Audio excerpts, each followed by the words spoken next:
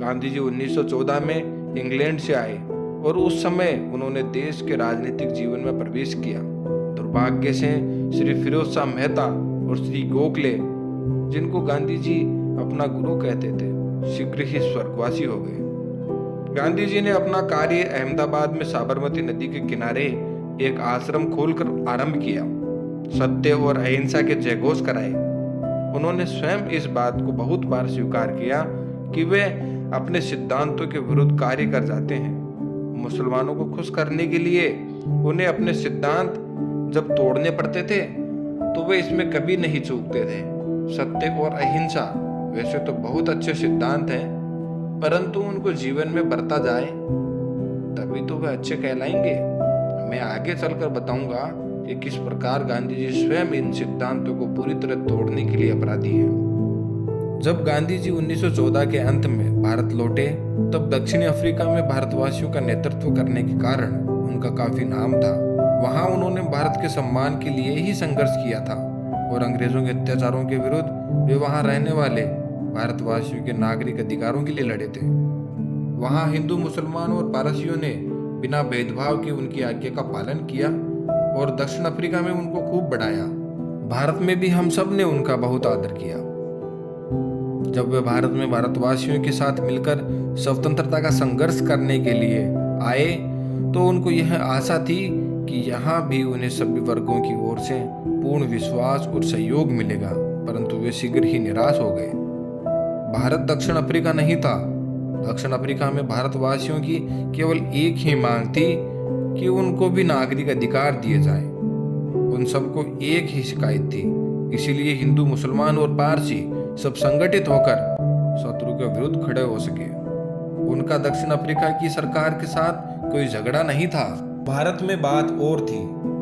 यहाँ अपने राज्य, अपनी सरकार और स्वतंत्रता के लिए लड़ाई चल रही थी। यहाँ हम अंग्रेजों के प्रभुत्व को समाप्त करना चाहते थे, जिनके पांव इस भूमि पर अच्छी तरह जम चुके थे, जो यहाँ जमे रहने के लिए प्रत्येक संभव साधन का प्रयोग कर रहे थे। हिंदू और मुसलमानों में फूट डाली जा रही थी और बहुत सीमा तक यह नीति सफल भी होती जा रही थी। इसीलिए गांधी जी को प्रारंभ में ही ऐसे प्रश्नों को छोड़ना पड़ा जिसका उन्हें दक्षिण अफ्रीका में कोई अनुभव नहीं हुआ। दक्षिण अफ्रीका में तो उनका काम बिना बाधाओं के चलता रहा। विभिन्न जातियां अर्थात सबका वहां एक ही स्वार्थ था, परंतु भारत में तो चुनाव भी अलग अलग होते थे। गांधी जी के मन में हिंदू और मुसलमान दोनों जातियों का नेतृत्व करने की महत्वाकांक्षा प्रबल रूप में थी। उनकी आकांक्षा तो सच्ची थी, परंतु उनको यह पता न था कि ऐसे स्थान पर कैसे नेतृत्व किया जाए जहां ऐसी फूट पड़ी हो। ऐसी सेना का अधिपत्य बनना जो परस्पर भीषण मतभेद रखती हो, मूर्खता नहीं तो और क्या है। गांधी जी को भारत आने के बहुत समय पश्चात एक संपूर्ण भारत की राजनीति का नेतृत्व नहीं मिलने की संभावना भी नहीं थी। दादा भाई नौरोजी, सर फिरोज शाह मेहता, लोकमान्य तिलक और श्री गोखले के जीवन काल में गांधी जी यद्यपि लोकप्रिय तो रहे, परंतु इन नेताओं से वे आयु में भी कम थे और अनुभव में भी। एकाएक गांधी जी का भाग्य चमका और लोकमान्य तिलक का देहांत हो गया। उनकी मृत्यु के पश्चात शीघ्र ही अन्य नेता भी स्वर्ग सिधार गए और गांधी जी के जीवन का रास्ता साफ हो गया। वे राजनीति के क्षेत्र में बहुत आगे बढ़ गए। उन्होंने देखा कि विदेशी अंग्रेज भारतवासियों में फूट डाल रहे थे और मुसलमानों में विचित्र प्रकार की इस्लाम भक्ति की भावना भर रहे थे। उन्होंने सोचा कि जब तक जनता में एकता नहीं आएगी, अंग्रेजों के विरुद्ध लड़ना अत्यंत कठिन है। इसलिए उन्होंने हिंदू मुसलमान एकता पर अपनी राजनीति की नींव डाली। अंग्रेजों के चालों को कुचलने के लिए उन्होंने मुसलमानों से स्नेह बढ़ाना प्रारंभ किया और उनसे बहुत से वायदे शुरू कर दिए जिनसे हिंदुओं को हानि थी। इस प्रकार उन्होंने मुसलमानों की शक्ति बढ़ा दी। यह एकता बढ़ाने का कार्य उस समय तक तो ठीक था जब तक भारत की स्वतंत्रता को प्रमुख समझकर यह किया गया, परंतु कुछ समय पश्चात गांधी जी ने अपना ध्येय ही मुसलमानों को संतुष्ट करना बना लिया, जिसका परिणाम आज हम देख रहे हैं। सन 1919 तक गांधी जी निराश रहे और मुसलमानों का विश्वास ग्रहण न कर पाए। वे वायदे पर वायदे करते चले गए, यहाँ तक कि उन्होंने मुसलमानों की मर्जी के अनुसार सब कुछ उन्हें देने की सोच ली।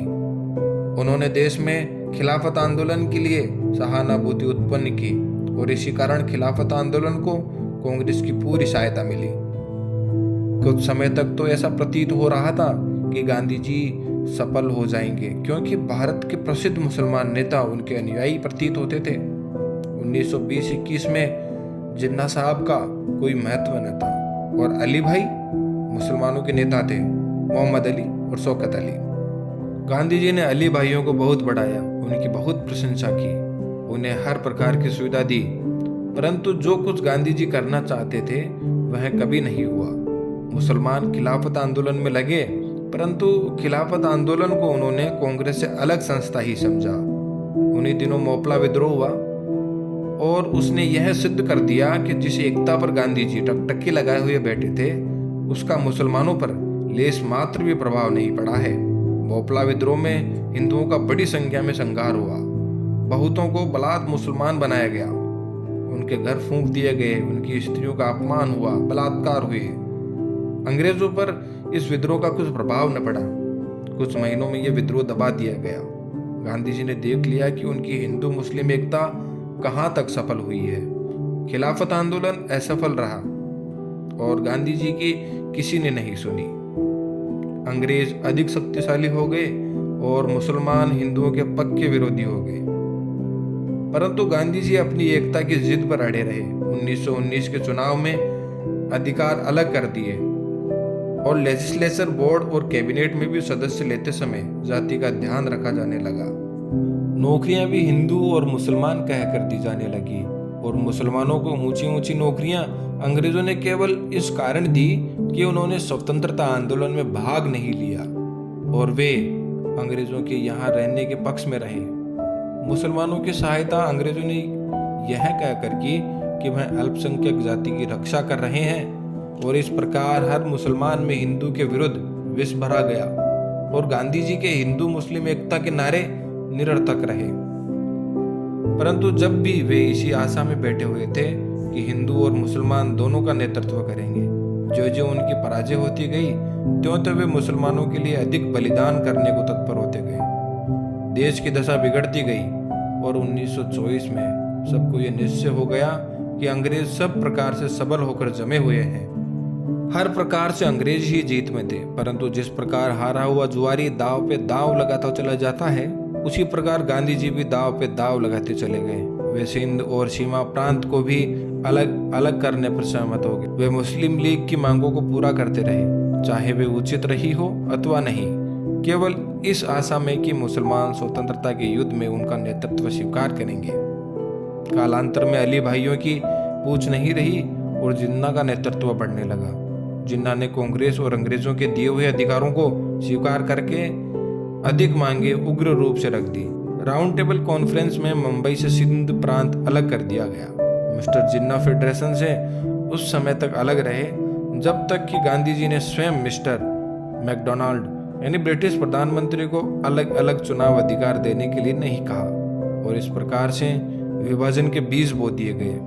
1935 में सुधारों में यह भेद और भी बढ़ गया। जिन्ना ने हर बात का पूरा लाभ उठाया। कांग्रेस ने पृथक पृथक चुनावों के अधिकारों को मान लिया, हालांकि वह ऊपर से कहती रही कि वह इसको न ही मानती है और न ही इनकार करती है। सन 1939 के महायुद्ध में श्री जिन्ना ने खुल्लम खुल्ला कह दिया कि जब मुसलमानों के अधिकारों को माना जाएगा तभी मुसलमान युद्ध में अंग्रेजों की सहायता करेंगे। और अप्रैल 1940 में अर्थात युद्ध होने के 6 माह के अंदर ही जिन्ना ने 2 राष्ट्रों के सिद्धांत के आधार पर पाकिस्तान की मांग रख दी।